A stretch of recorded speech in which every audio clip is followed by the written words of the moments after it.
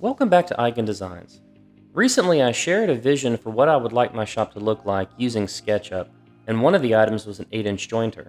Up until recently, I've been using a benchtop jointer, which is fine for smaller projects, but I wanted to upgrade.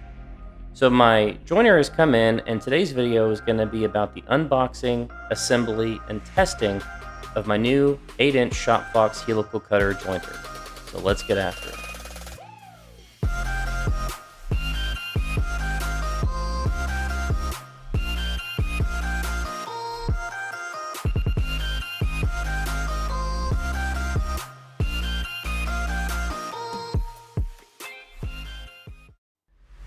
A few weeks before my jointer came in, I actually went through the process of installing 240 volt outlets inside my garage.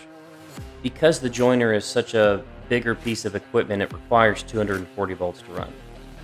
To do this, I ran a conduit line in the corner of my garage from the breaker all the way through to the other side of the garage where my jointer will be. I'm installing two outlets because eventually I like to get a saw stop table, which I told myself I'd get once I have 1,000 subscribers on my channel. The process to install the outlet is not overly complicated. You run conduit, and then you fish line through the conduit, and then pull your wires through, and then tie it into your existing circuit breaker. I'm not going to go into the details of how everything was wired up, because electrical stuff is not the focus of this channel, but I did want to show some footage of some of the steps that were taken in order to install this outlet. If you're doing this work yourself, you can probably knock this out in about 2 to 3 hours. If you had this professionally done, you can expect to pay anywhere from $500 to $1,000. It really depends on the cost of electricians in your area and how far you're going. So they have a charge for the base service, and then there's an incremental charge per linear foot of installation.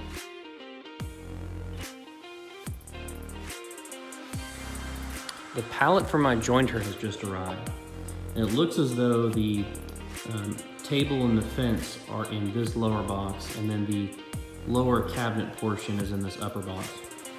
All of that's going to be assembled to go on this little mobile cart. It's supposed to have a capacity for 1,300 pounds.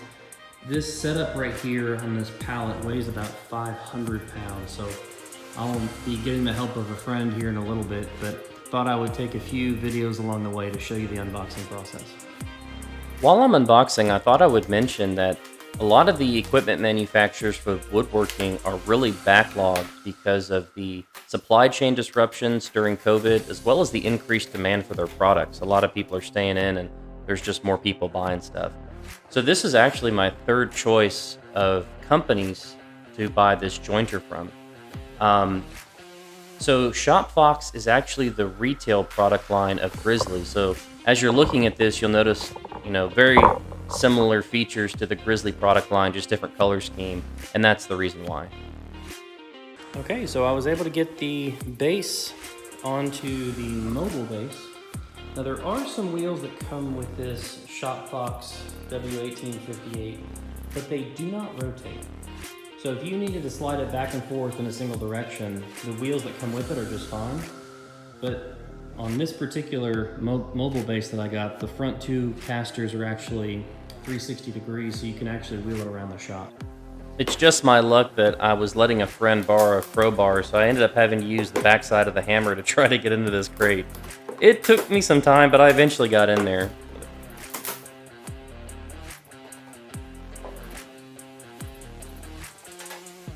So here is the heavy part. So we've got the in-feed and out-feed table, as well as the fence and adjustment right here. This is gonna be what requires at least 2 people, if not 3. To help lighten the lifting load, I took a 3/4 inch socket and removed the fence. It's just a single bolt that you can remove, and the entire fence assembly comes out. And it was pretty heavy. It was almost 80 pounds, just the fence assembly itself, because it's all cast iron. So if you're going to be assembling this, I'd recommend doing that. I just took off the fence mechanism, and I thought this would be a good time to take a good look at the cutter head. So here you see kind of where the belt is going to go. Right here you can see the grooves right here. and this is the helical cutter head. So the difference between a helical cutter head and normal knives is you've got individual carbide inserts spread across the cutting area. A couple of benefits to that. First of all, if you get a chip right here in one of your cutter heads, you can just rotate it 90 degrees and then you've got a fresh cutter face. So if you rotate it 90 degrees clockwise, rather than this being the cutting face, this will become your cutting face. So you've got a little bit more longevity on your cutters. But the bigger, more important thing is that unlike a knife, which is completely perpendicular to the cutting plane, this actually is angled. So the cutting mechanism is a shear cutting mechanism and creates a much smoother cut. So you don't get the nicks in your wood because you're not tearing out the wood, you're shearing the individual fibers through this helical cutter head right here. Thought that was pretty interesting. There's a number of boxes that came with the crate that I need to go through first. This right here is the back plate to the cabinet, so I'm gonna leave that unopened for now. Here is the belt that's going to drive the cutter head itself. And there should be some, okay, so that's what this is. This right here is the cutter guard. So this swings out and covers the helical cutter whenever it's not being actively used. Really important.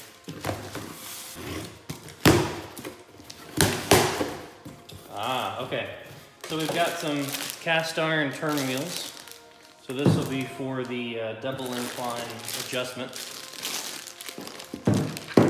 We've got a couple of adjustment, so these are for the bolts that go into the cutter head changeout. So I can't imagine using this enough to replace all those cutters. That's a lot of life in that particular machine. 2 push blocks, pretty standard issue, you know, cream colored push blocks. Got a couple of, so these must go inside the wheels, give you something to grab onto.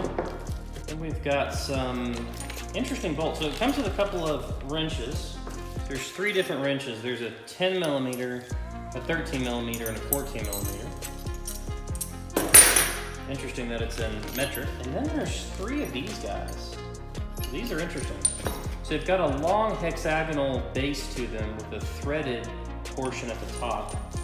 These might be for attaching the cabinet to the actual table itself. Need this. Yeah, here we go. So here we've got the post with a oversized stop button with a start button as well. And then this right here connects into male plug adapter on the back side of the jointer, and then that feeds into your 220 outlet. So not too complicated. Most of it comes assembled. And once I get it all put together, then I can go through the calibration process.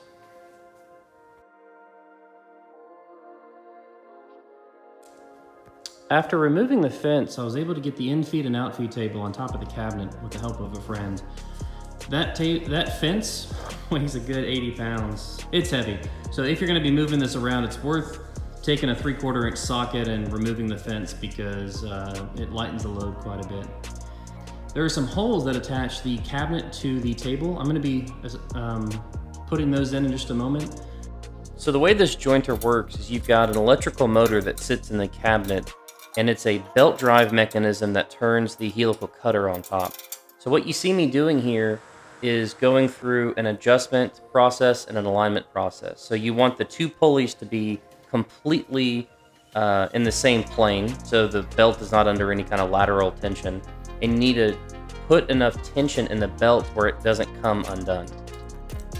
Once that was done, I just put on this is the power switch pole, so it sticks up above the in-feed table on the jointer. It's got a male to female connection to connect it to the electrical motor, and then a simple outlet that you can plug into the wall whenever you're ready to use it. Just below the outfeed table, there's a space for you to install the dust collection port. It's just a simple plastic housing that is held on by 4 Phillips head screws and allows you to put a 4-inch dust collection hose around it.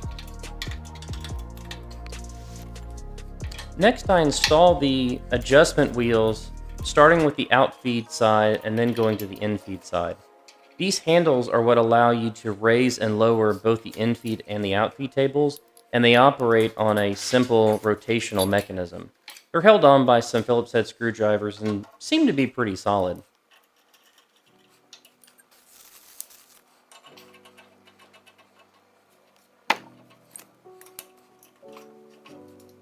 With most of the joiner assembled, I turn my attention to the preparation of the table faces and the fence face. To do this, I remove the plastic coverings that come with it from shipping, and there's like an oily residue that's designed to protect it from rust while shipping. So off camera, I removed all the oil with WD-40, and then I used some paste wax, applying in circular motions to do 2 things. One, it helps you glide your wood across the surface more easily and reduce the friction, but it also prevents rust from building up on the cast iron surfaces. This is a important part of routine maintenance for any of your cast iron products that, especially in a humid environment where you're prone to have rust buildup. Alright, so I just wheeled the jointer over here to the side of the shop where it's going to be, and I put on the cutter guard. Really important that you have one of these on, because this rotating set of blades is no joke, so make sure you're very safe. And I'm going to plug it in.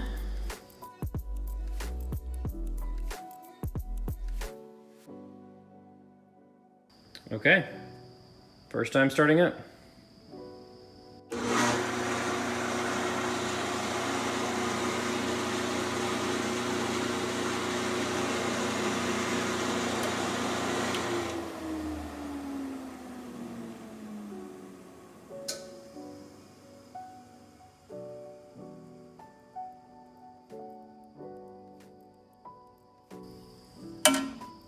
Okay, let's get the dust collection hooked up. Okay, we got dust collection hooked up. And I'm gonna close this blast gate, open that one, which gets dust collection all the way through directly to the jointer.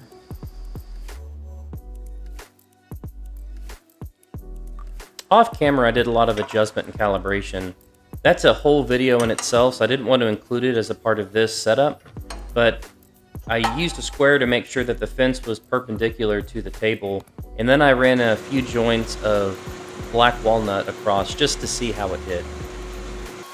While I haven't used this machine enough to give a thorough review yet, one of the first observations I have is that it's a lot quieter than my benchtop jointer that has straight edge knives.